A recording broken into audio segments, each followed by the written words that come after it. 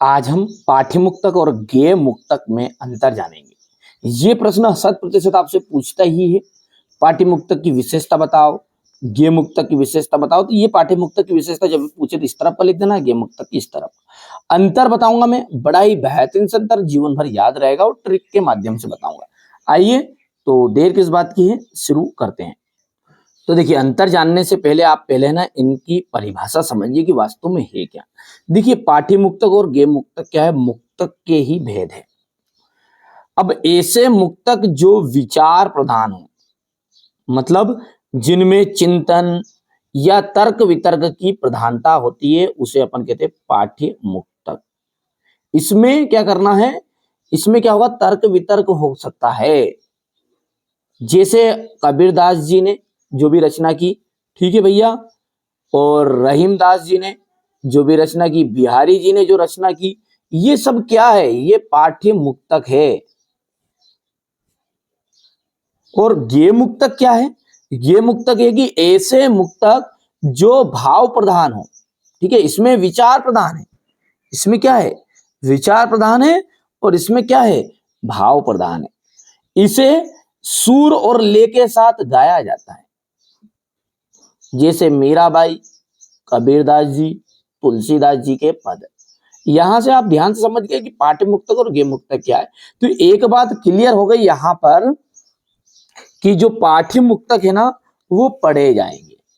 क्या हो जाएगा, पढ़े जाएंगे। तो ये पढ़े जाते हैं, मैं आपको यहीं पे याद भी कराऊंगा, आप ध्यान से देखिए। और ये गे मतलब गाना, तो ये गाए जाते हैं।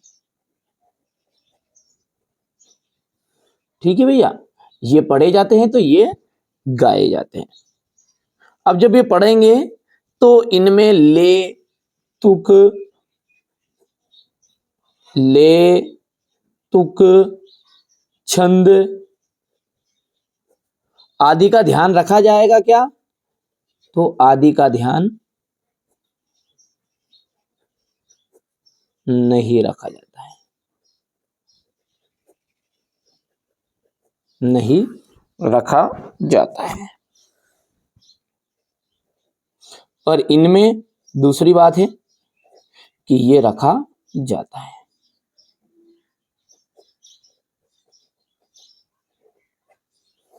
समझ में आ रहा है, याद होता जाए तो बोलना हाँ।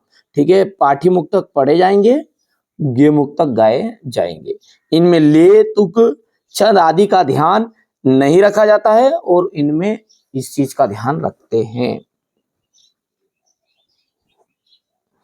इसमें यहां विचार प्रधान होता है, ठीक है, ये भी लिख सकते हैं आप। और इसमें अपन लिखेंगे ये गेय मुक्तक में कि इसमें भाव प्रधान होता है, तो अपन लिखेंगे ये विचार प्रधान होते हैं, ये विचार प्रधान होते हैं। यहां पे अपन लिखेंगे ये भाव प्रधान होते हैं।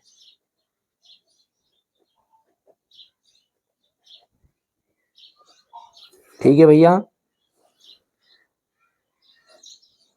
चौथा जो पॉइंट है, इसमें क्या होता है, कबीरदास जी के, रहीम जी, बिहारी, इनके दोहे जो है वो पाठ्य मुक्तक के उदाहरण है। ठीक है, यहां पर अपन लिख सकते हैं उदाहरण। ठीक है, क्या लिखोगे आप इसमें उदाहरण में कि कबिहारी, रहीम, कबीर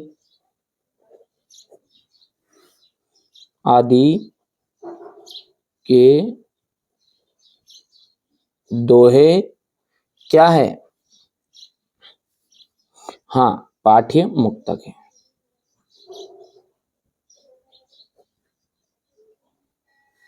और यहां पे आपका लिख सकते हैं सूरदास, ठीक है, मीराबाई, सुर, मीराबाई, तुलसीदास आदि इनके कवि हैं। ठीक है, अब यहाँ पर बात यह है कि कबीरदास जी है ना, वो इधर भी आते हैं ना गेय मुक्तक में, पर अपन इधर लिख रहे हैं उनको ताकि आपको कंफ्यूजन ज्यादा नहीं रहे, दोनों में हुए ना पहले हैं। ठीक है भैया, तो ये ध्यान रखोगे आप कि पाठ्य मुक्तक क्या होता है, पढ़े जाते हैं, गेय मुक्तक गाए जाते हैं। इनमें ले, तुक, छंद आदि का ध्यान नहीं रखा जाता, इनमें रखा जाता है। ये विचार प्रधान होते हैं तो ये भाव प्रधान होते हैं। तो सबसे पहले तो आप क्या करना है, इनकी परिभाषा का स्क्रीनशॉट ले लेना है, यहाँ से कंप्लीट कर पाओगे आराम से। इसके बाद में ये अंतर तो मैंने ऐसा लिख दिया यहाँ पर, इसको चाहो तो इससे कवर कर लेना है। इसके कवि, प्रमुख कवि भी लिख सकते हैं आप, ये भी लिख सकते हैं। तो यहाँ से आप देख सकते हैं पाठ्य मुक्तक हो गया इतना, तीसरा पॉइंट, और ये आपका चौथा पॉइंट है। आराम से धैर्य से और शांति से आपको कवर करो, कोई दिक्कत नहीं है। ठीक है, इसी तरह के सभी इंपॉर्टेंट क्वेश्चन चाहे आप 9th में 10th 11th 12th सब कुछ मिलेगा, घबराना नहीं है। चलिए मिलते हैं अगले वीडियो में।